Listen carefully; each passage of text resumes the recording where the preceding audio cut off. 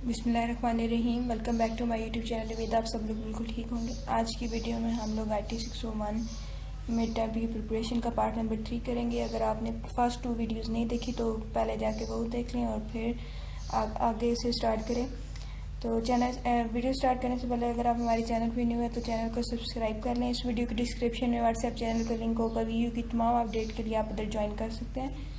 तो आज की वीडियो में जो हमारा फर्स्ट क्वेश्चन है वो है benefits of light migration and load balancer.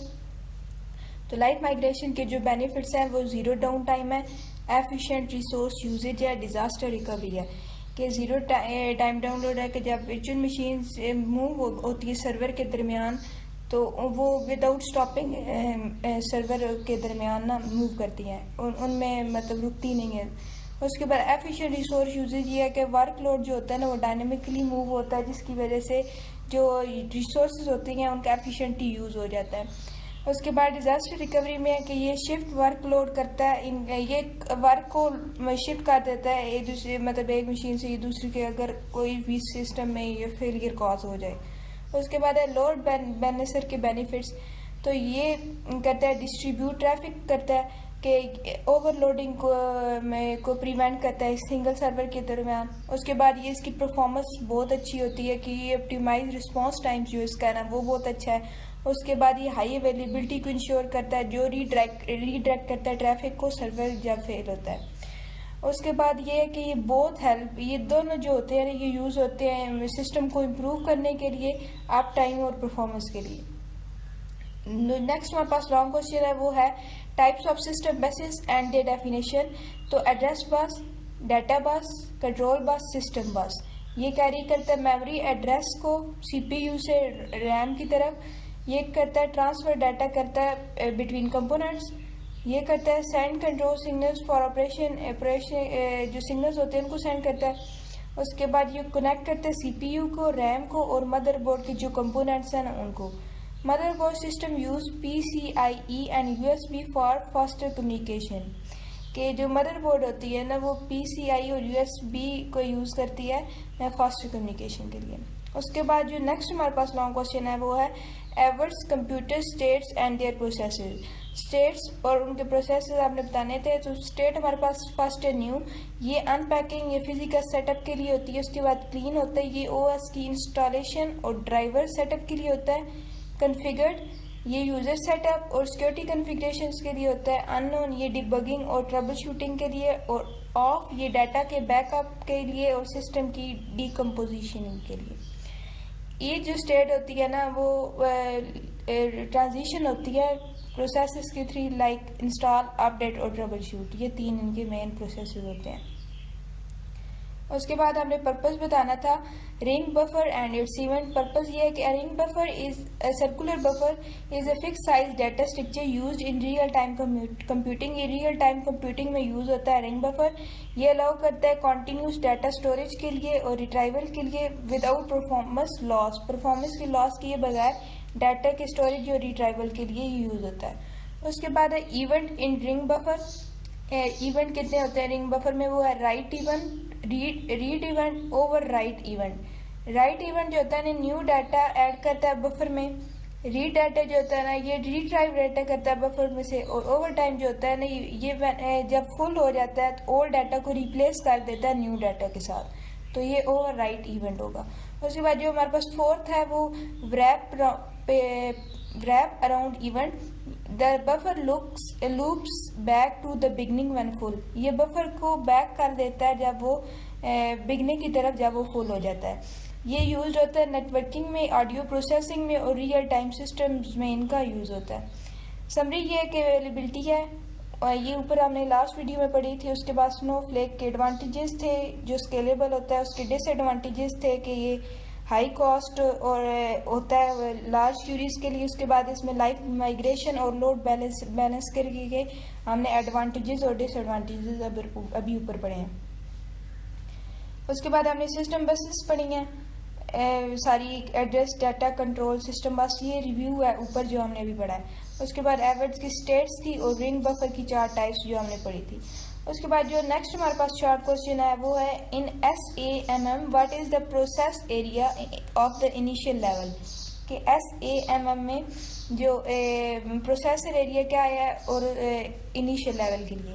तो इन SAMM system administrator maturity model the initial level is unstructured and lakhs formal processes, कि जो हमारे पास इनिशियल लेवल होता है वो अनस्ट्रक्चर होता है और उसमें फॉर्मल प्रोसेसेस नहीं होते इसमें। तो process area of initial level, इसमें नो फॉर्मल पॉलिसीज होती है, इसमें डॉक्यूमेंटेशन भी नहीं होती, इसमें मॉनिटरिंग टूल्स भी नहीं होते। फॉर्मल पॉलिसीज ना होने का मतलब ये है कि जो task are done in an ad hoc manner, ad hoc manner में उनको परफॉर्म किया जाता है। उसके बाद everything relies on administrator experience की, हर चीज़ होती है ना वो जो एडमिनिस्ट्रेटर होता है उसकी एक्सपीरियंस पे डिपेंड करती है कि वो क्या ये किस तरह का है।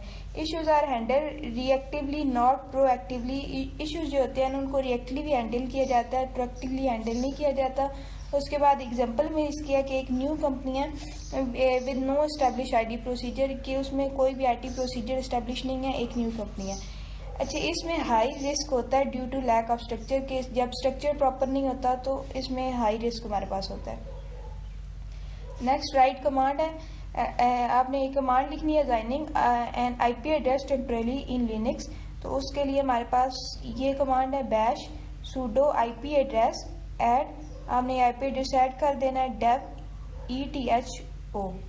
उसके बाद आपने असाइन करना है आईपी एड्रेस विंडो में। तो उसके लिए पावर शेल का आपने यूज़ करके net sh interface, IP set address Ethernet static, आपने फिर आगे ये आईपी एड्रेस लिख लेना है 192.168.1.100 255.255.255.0 192.168.1.1, ये आपने आईपी एड्रेसेस याद कर लेने हैं। उसके बाद आपने लिनक्स के लिए क्लियर ऑल आईपी कॉन्फ़िगरेशन के लिए लिखना था। तो उसके लिए sudo IP address flush dev, flush के यूज़ करके dev eth0। उसके बाद आपने विंडोज़ के लिए करना है net sh interface IP reset, IP को कॉन्फ़िग करके रिलीज़ करना है और आईपी को कॉन्फ़िग करके रियून करना है। उसके बाद जो हमारे पास नेक्स्ट क्वेश्चन है वो है right 3 names of ATX power supplies. ATX power supplies के आपने 3 नाम लिखने हैं common types.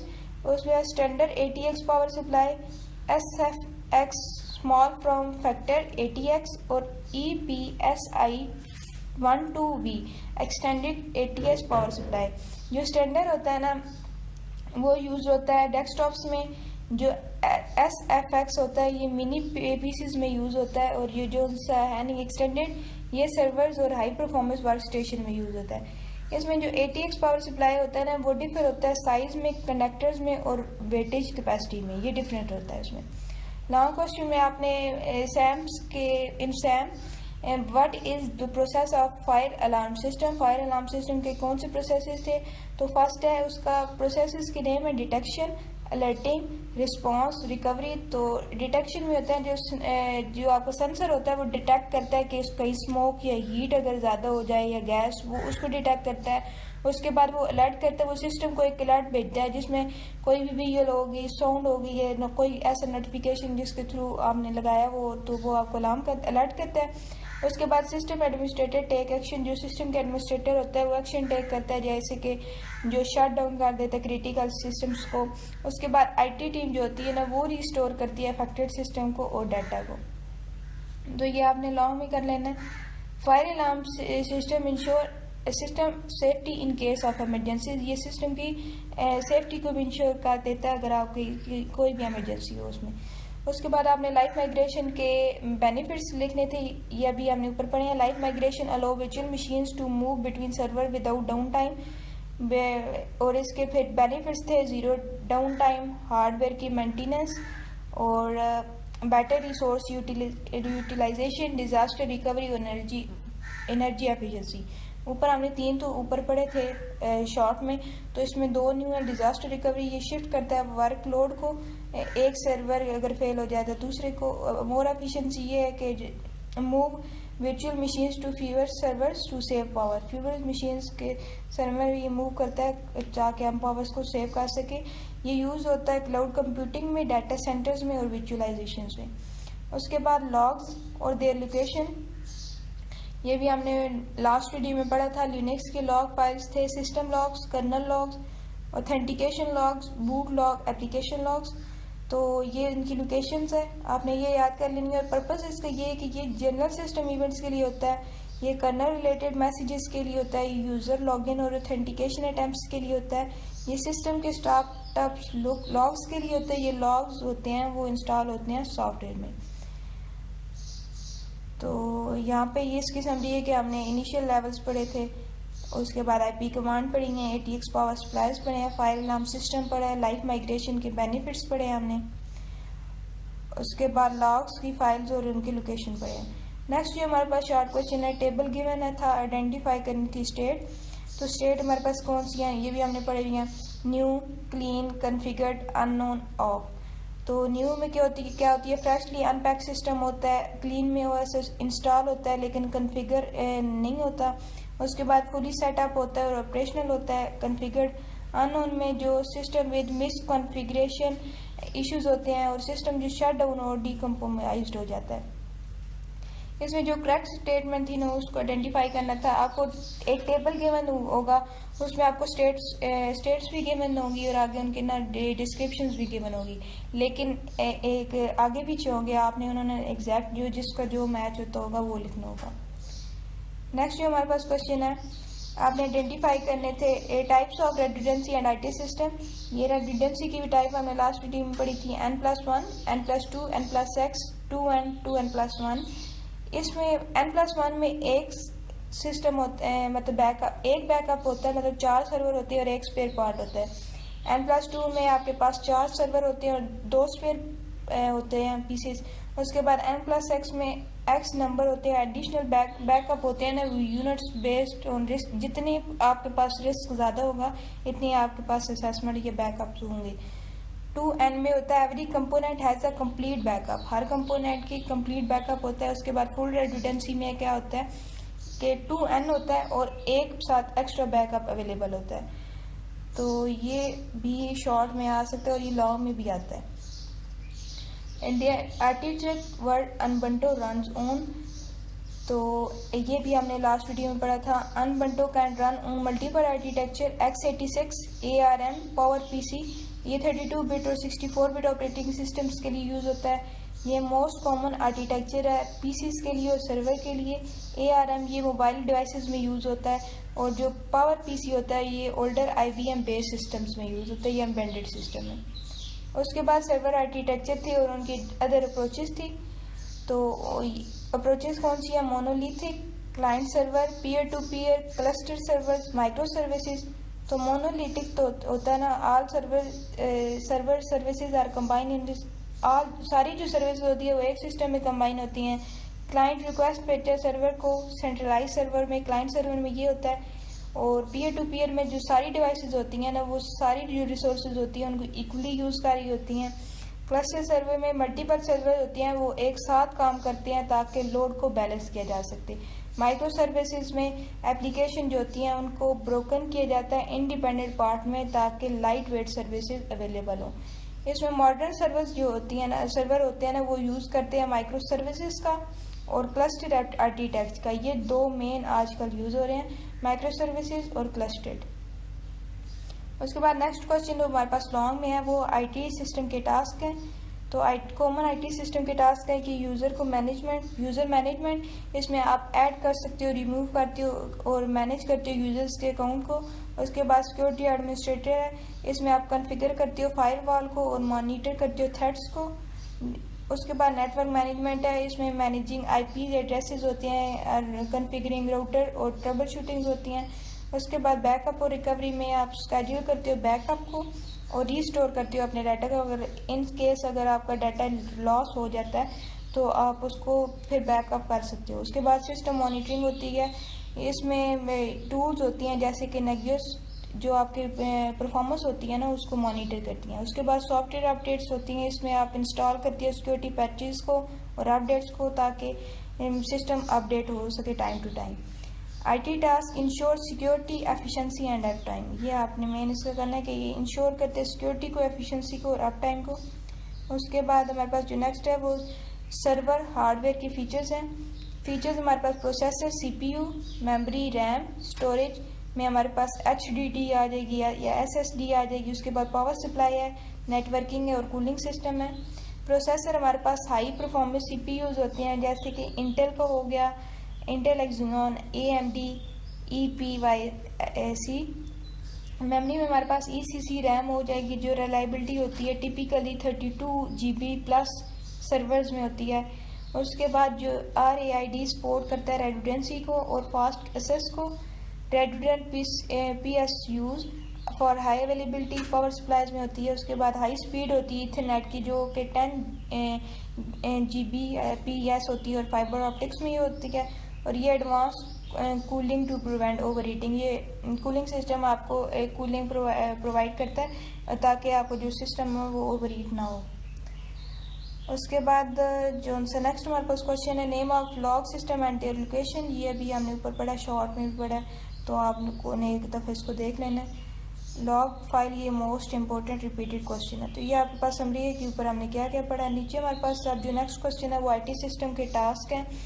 IT system task involve managing and maintaining and organisation IT infrastructure. कि IT सिस्टम जो होता है किसी भी ऑर्गेनाइजेशन को मैनेज करता है और उसको मेंटेन करता है, उसके स्ट्रक्चर्स को। इसमें आप ये इंश्योर करते हैं कि आपके जो ऑपरेशन हो वो स्मूथली परफॉर्म हो, आपके पास सिक्योरिटी हो और एफिशिएंसी भी हो IT सिस्टम्स की। उसके बाद है की IT सिस्टम टास्क। तो ये भी हमने ऊपर पढ़े, यूज़र की मैनेजमेंट ही होती है, सिक्योरिटी की एडमिनिस्ट्रेशन होती है, नेटवर्क मैनेजमेंट होती है, बैकअप और रिकवरी होती है, सिस्टम की मॉनिटरिंग होती है, software updates and patch management, trouble shooting and issue resolution. तो आपने इनको एक दफ़ा पढ़ लेना है। उसके बाद है server hardware features. Server require powerful and reliable hardware to handle large scale computing and storage. कि जो सर्वर होता है उसमें पावरफुल रिलायबल हार्डवेयर होती है जो कि लार्ज स्केल कंप्यूटिंग सिस्टम में और स्टोरेज में ये यूज़ होता है। इसमें आपके पास ये भी ऊपर हमने पढ़ा, प्रोसेसर्स होनी चाहिए, हाई क्वालिटी प्रोसेसर होना चाहिए, मेमोरी आपकी अच्छी होनी चाहिए, आपकी स्टोरेज भी अच्छी होनी चाहिए, पावर सप्लाई का जो कनेक्शन है वो भी सही होना चाहिए। उसके बाद आपके नेटवर्क भी इसमें सही होना चाहिए और कूलिंग सिस्टम भी ठीक होना चाहिए। उसके बाद है name of log systems and their location. ये भी रिपीटेड क्वेश्चन है। उसके बाद रैम की टाइप्स और उनकी कैरेक्टरिस्टिक्स बताने थे, तो ये भी हमने नहीं पढ़ा। इसमें है फुली बफर DIMM, FBDIMM, ये हाई स्पीड होती है, इसकी DDR2 से लेके 800 तक। ये higher due to advance feature, इसकी जो प्राइस होती है वो ज़्यादा होती है और ये इंटरप्राइज सर्वर्स में यूज़ होता है। उसके बाद है UDIMM, ये मॉड्यूरेट होता है, इसकी हाई स्पीड होती है। इसमें DDR4 होता है 32 की, इसकी जो प्राइस होती है वो कम होती है और ये डेस्कटॉप कंप्यूटर्स में यूज़ होता है। उसके बाद है RDIMM, ये मॉड्यूरेट होता है और ये भी 3200 तक होता है, लेकिन इसकी हाई स्पीड होती है, लेकिन इसकी कॉस्ट जो होती है ना वो बहुत ज़्यादा होती है क्योंकि ये सर्वर्स में यूज़ होता है। उसके बाद है LRDIMM, ये इसकी भी हाई स्पीड होती है और इसकी प्राइस भी बहुत ज़्यादा होती है और ये हाई कैपेसिटी जो सर्वर्स होते हैं एप्लीकेशंस उनमें यूज़ होता है। उसके बाद है SODIMM, ये स्मॉल आउटलाइन DIMM में यूज़ होता है। इसकी जो प्राइस होती है वो मॉड्यूरेट होती है और जिसकी स्पीड भी होती है मॉड्यूरेट टू हाई सिस्टम होती है और ये मोस्टली लैपटॉप्स में यूज़ होता है, तो इस वजह से इसकी कॉस्ट मॉड्यूरेट होती है। उसके बाद माइक्रो DIMM में ये मॉड्यूरेट टू हाई होते हैं। तो यहाँ तक आज की वीडियो ख़त्म करती हूँ। उम्मीद है आपको वीडियो अच्छी लगी होगी। वीडियो अच्छी लगी तो लाइक करें, चैनल को सब्सक्राइब करें। अल्लाह हाफिज़।